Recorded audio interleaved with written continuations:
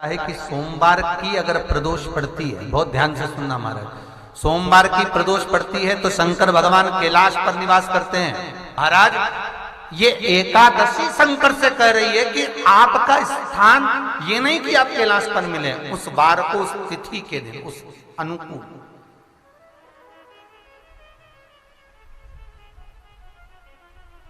हमारे यहां कहते हैं सोमवार की जो प्रदोष पड़ती है वो इच्छा पूर्ति करती है। ऐसी प्रदोषों का नियम वर्णन किया चाहिए। भगवान कहते ठीक है तू थोड़ी देर खड़ी हो। एकादशी सम्मुख खड़ी हुई, पार्वती जी ने जिस अंगुष्ठ का जल पीने के लिए लिया था हाथ में, बस पीने ही वाली थी, शंकर भगवान ने वही हाथ में जल लेकर एकादशी के हाथ में उसको देकर कहा, ले ये मेरे द्वारा निर्मित एक व्रत है जिसे त्रयोदशी के दिन तूने मांगा है, मैं तुझे देता हूं। आज इस व्रत का फल मैं तुझे प्रदान करता हूं। अब तू जिस जीवात्मा को लेकर जाएगी उसका पाप प्रबल नहीं होगा। किसी स्त्री, पुरुष, बालक, बुजुर्ग जो भी होगा जिसने प्रदोष का व्रत करा होगा, वो जीवात्मा को तू किसी फल की कामना से नहीं, स्वतः ही लेकर चली जाए। उसमें कोई कामना नहीं है। बन सके जीवन में 11 प्रदोष या 26 प्रदोष करने के बाद आप उसका उद्यापन कर कर विराम भी दे सकते। पर जीवन में एक बार प्रदोष का व्रत मौका मिले, जिस कामना से, जिस दिन का भाव आपके मन में आए कि मुझे रोग से मुक्ति पाना है तो ये प्रदोष मुझे करना है, मैं रोग मुक्ति के लिए, हम जो भी आपके मन में आ रहा है, संतान प्राप्ति के लिए शनिचरी प्रदोष, आप उसका स्मरण करें।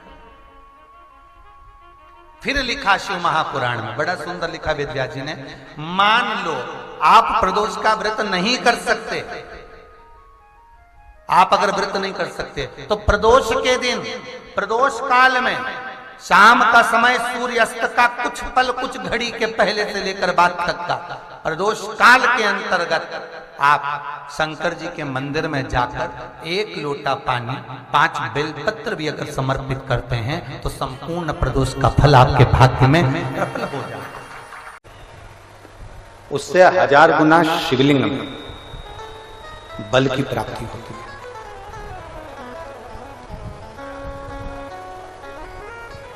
प्रदोष के दिन यदि आपको कहीं से शमी पत्र मिल जाए, प्रदोष के दिन यदि कहीं से आपको शमी पत्र मिल जाए और प्रदोष काल में, प्रदोष का जो समय होता है, शाम का जो समय होता है प्रदोष काल, 4 प्रदोष, 5 प्रदोष आप कर देखिएगा कि आपका कोई काम है, कोई नौकरी के लिए आप अप्लाई कर रहे हैं, कोई समस्या बड़ी विकट आ गई है, कोई तकलीफ, बड़ा गला पकड़ रहा है बेटा, कोई तकलीफ विकट आ गई है, कोई समस्या विकट आ गई है, प्रदोष के प्रदोष काल में अगर एक शमी पत्र भी आप घर के शिवलिंग को, अब ये करने के लिए आपको मंदिर के शिवलिंग नहीं जाना, अपने घर में जो शिवलिंग, चाहे वो स्फटिक का हो, पारद का हो, कंकर शंकर का हो, लकड़ी का हो, जो शिवलिंग तुम्हारे घर में, कांच का हो, चाहे वो नर्मदा के कंकर का हो, नर्मदेश्वर हो, पाषाण का हो, जो शिवलिंग, चांदी का हो, सोने का हो, तांबे का हो, पीतल का हो, जो शिवलिंग तुम्हारे, एक शमी पत्र यदि आप भगवान शंकर के शिवलिंग पर समर्पित कर रहे हो और उस शमी पत्र को उठाकर रात्रि को 9:15 की जो एक मुहूर्त होता है, एक समय होता है, जिस समय पर हम अपने मन की बात भगवान शंकर को कहते हैं, पूर्व में भी इसका वर्णन हम कर चुके हैं कथाओं में, उस 9:15 पर वो शमी पत्र को उठाकर एक कागज में, एक कटोरी में उसको रखते थे।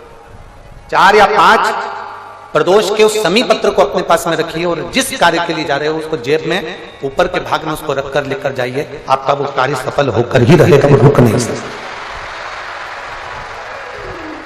शमी पत्र में इतना बल होता है, प्रदोष का जो शमी पत्र होता है वो बड़ा बलवान होता है, बड़ा एक पत्र है।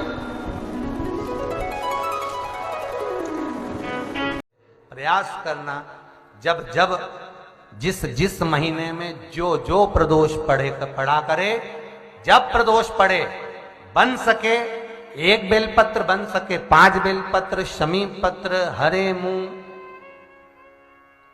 हरा मुंह, बेलपत्र, एक कलश के अंदर थोड़ा सा पानी लेकर 1 बेलपत्र, हरा मूंग, शमी पत्र डालकर और उसमें थोड़ा सा गुड़ डालकर भगवान शिव का स्मरण कर कर प्रदोष काल में, मान लो कोई काम आपका बहुत जरूरी है, बहुत दिनों से आप थक गए हैं, नहीं हो रहा, कर्जा बढ़ रहा है, धन नहीं आ रहा, व्यापार नहीं चढ़ रहा, या कोई समस्या बहुत प्रबल है, कोई एग्जाम में बैठ रहे हो नहीं हो रहा, परीक्षा भी दे दी है, रिजल्ट आने ही वाला है, तो भी प्रदोष काल में, प्रदोष के समय वो जल, मूंग, शमी पत्र और बेलपत्र और गुड़ का शंकर के शिवलिंग को समर्पित करना प्रारंभ कर दो।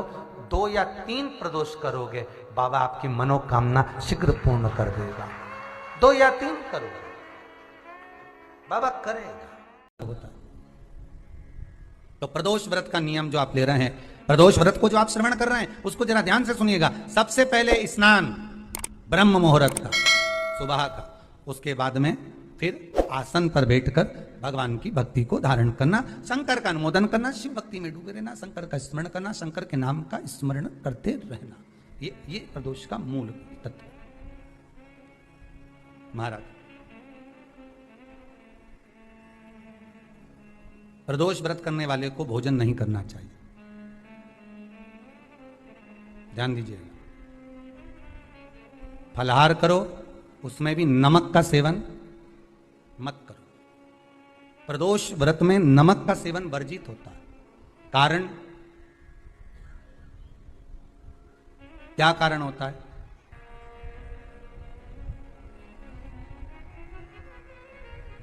पूजन करें प्रदोष काल में, शिव की आराधना करें,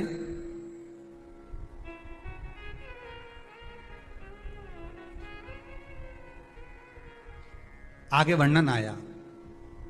प्रदोष व्रत करने वाले को प्रदोष के दिन प्रयास करना चाहिए कि रात्रि के समय पर आधा घंटा, 10 मिनट, 20 मिनट जागरण करे। जागरण मतलब थोड़ा भगवान का भजन कर ले। भले 4-5 माताएं इकट्ठी नहीं हो तो अपन अकेले ही कर लो। अपन अकेले कम है क्या भाई? अपन कम पड़े, आराधना अकेले भी करो, जागरण करो। जब आपकी 11 प्रदोष हो जाए, 26 प्रदोष हो जाए, तब उद्यापन करो। उद्यापन 2 ब्राह्मणों को जोड़े से बुलाओ, ब्राह्मणों को जोड़े से बुलाकर उनके चरणों की पूजन कर कर, आराधना कर कर, सुंदर मंडप तैयार कर कर भगवान का, उसमें सुंदर रंगोली डालकर, मंडल बनवा कर पूजन करो शंकर भगवान की प्रदोष का। एक दिन पहले गणेश की आराधना करो, पूजन करो, और प्रदोष वाले दिन जो मंडल बनाए हैं पूजन अर्चना करने के लिए, जो स्थान दिया है, उसकी आराधना करो। खीर की आहुतियां दीजिए 108 बार। जो ब्राह्मण आए उनके माध्यम से मंत्रों द्वारा पूजन कराकर खीर की आहुतियां दीजिए शिव नाम। महाराज, फिर ब्राह्मणों को जोड़े से भोजन कराकर, चरणों को नमन कर कर, दक्षिणा प्रदान कर कर, निवेदन कर कर ब्राह्मणों से कहें, हे ब्राह्मण देवता, आप हमें आशीर्वाद प्रदान करें कि जिस प्रदोष का हमने व्रत किया है, उस व्रत का पुण्य फल हमें प्राप्त हो। ऐसा ब्राह्मण चरण को नमन कर कर, प्रणाम कर कर, उनसे अपने मस्तक पर अक्षत छुड़वाएं। फिर नमन कर कर, भोजन कराकर विदा करें। शाम को भगवान का जागरण करें। ऐसे प्रदोष व्रत का उद्यापन कर अपने जीवन को सार्थक बनाएं। ऐसा सुंदर प्रदोष व्रत का व्याख्यान वर्णन स्कंद पुराण में करती है। लक्ष्मी जी ने बेलपत्र के वृक्ष के नीचे साधना करना प्रारंभ कर दिया। जैसे ही मां लक्ष्मी ने बेलपत्र के वृक्ष के नीचे साधना करना प्रारंभ करा तो देवाधिदेव महादेव कुछ ही समय में, प्रदोष काल के समय पर, लक्ष्मी जी के सामने शंकर भगवान प्रकट हुए। शिव जी ने पूछा, लक्ष्मी तुम्हें क्या चाहिए? लक्ष्मी जी कहती हैं मेरी ये अश्व की योनि, मुझे अश्वी बनना पड़ा, घोड़ी बनना पड़ा। इस अश्व की योनि से मैं मुक्त हूं,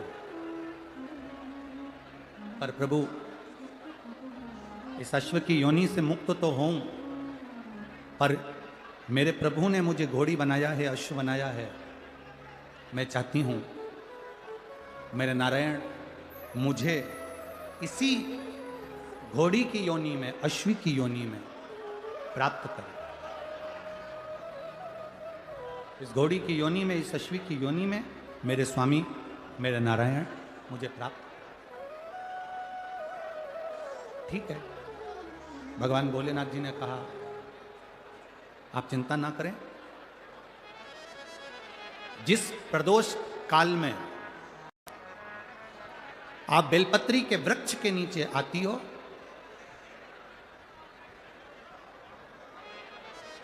दुनिया का कितना भी दरिद्र व्यक्ति हो, चाहे दुनिया का कोई व्यक्ति ऐसा हो जिसका कभी व्यापार चलता ही नहीं हो, उसने 50 बार बदल के देख लिया, फैक्ट्री चली नहीं रही, जिस काम को करने के लिए जाते हैं वो काम टल जाता है, आज की जगह कल, कल की जगह परसों, परसों की जगह नरसों, काम होता ही नहीं। बेटा बेटी का संबंध करने जा रहे हैं पर हो ही नहीं रहा।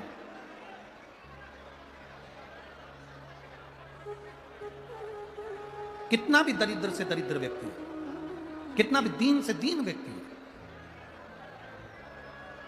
एक नियम वो अगर अपनी जिंदगी में बना ले, प्रदोष काल में, प्रदोष के समय पर बेलपत्री के वृक्ष के नीचे एक बार जाकर नमन करना, और प्रदोष काल में शंकर भगवान के मंदिर में दिया लगाना, ये दो चीजें अगर वो 3 महीना भी लगातार कर ले तो उसके जीवन में कभी कोई समस्या आ ही नहीं सकती, कोई दुख आ ही नहीं सकता। एक नियम बना, जैसे जिस नारी को, जिस पुरुष को, जिस बच्चे को, जिस बड़े को चर्म रोग हो जाता है, चमड़ी सफेद पड़ने लगती है, जब चमड़ी सफेद पड़ने लगती है, चर्म रोग जैसा जब हो जाता है या चर्म रोग उसको घेरने लगता है, चमड़ी जब सफेद पड़ने लगे या चमड़ी काली पड़ने लगे, या चर्म रोग सोराइसिस जैसी बीमारी तक के लिए है। बेलपत्री के वृक्ष के नीचे की मिट्टी, बेलपत्री के वृक्ष के नीचे की मिट्टी, उसको जिस पात्र के अंदर शिवलिंग बनाने के लिए हम गलाएं, जिस पात्र के अंदर हम शिवलिंग बनाने के लिए उसको गलाएं, और शिवलिंग का निर्माण कर कर हम बेलपत्री के वृक्ष के नीचे उसका पूजन करें, उसका विसर्जन करें। और बेलपत्री के नीचे की जो मिट्टी है, जिस पात्र में गलाई जाती है, उस पात्र के पानी का स्नान, उस मिट्टी का थोड़ा सा भाग अपने शरीर पर लगाकर, जहाँ सफ़ेद चमड़ी हो रही हो या श्वेत चमड़ी हो रही हो वहाँ लगाकर, और उसका स्नान करना यदि हम प्रारंभ करें। परंतु प्रदोष जैसे अपन शंकर भगवान के मंदिर जाते हैं, दर्शन करते हैं, पूजन करते हैं, उसी तरह बेलपत्री के वृक्ष के नीचे की मिट्टी को गलाकर हम शिवलिंग का निर्माण करते हैं। स्नान करना या शरीर पे लगाने के साथ में सबसे ज़्यादा जरूरी है शंकर भगवान के उस शिवलिंग की पूजन करना, पार्थिव लिंग की पूजन करना। लगभग 2 शिवरात्रि निकलेगी महीने की, और बाबा जहां जहां से चमड़ी सफेद हो रही होगी वहां वहां से धीरे धीरे बाबा अपने असली रंग को देना प्रारंभ कर देता है। इतना बेलपत्री के वृक्ष की पार्थिव लिंग निर्माण और पूजन की उस मिट्टी का इतना वर्णन हमारे शास्त्र करते हैं, इतना वर्णन।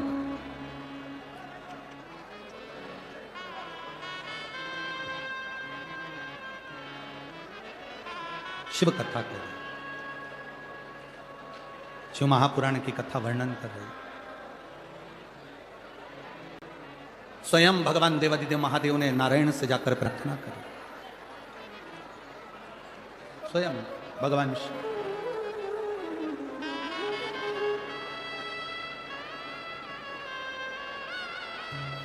शंभु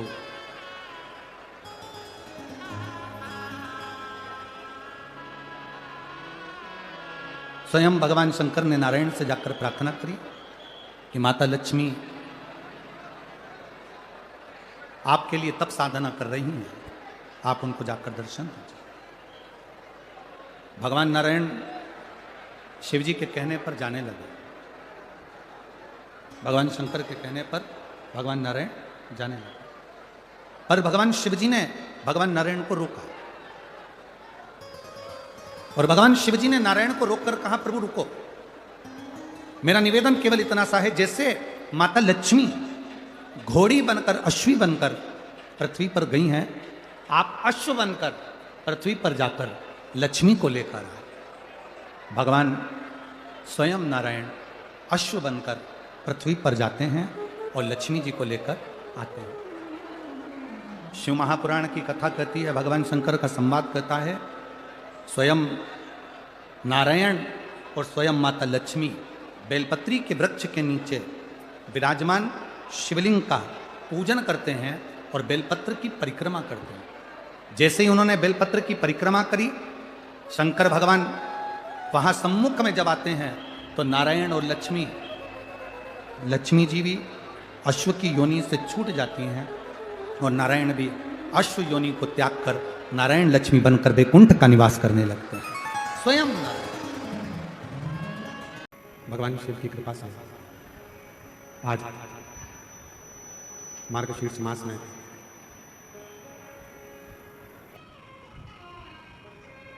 शिव महापुराण की कथा कहती है,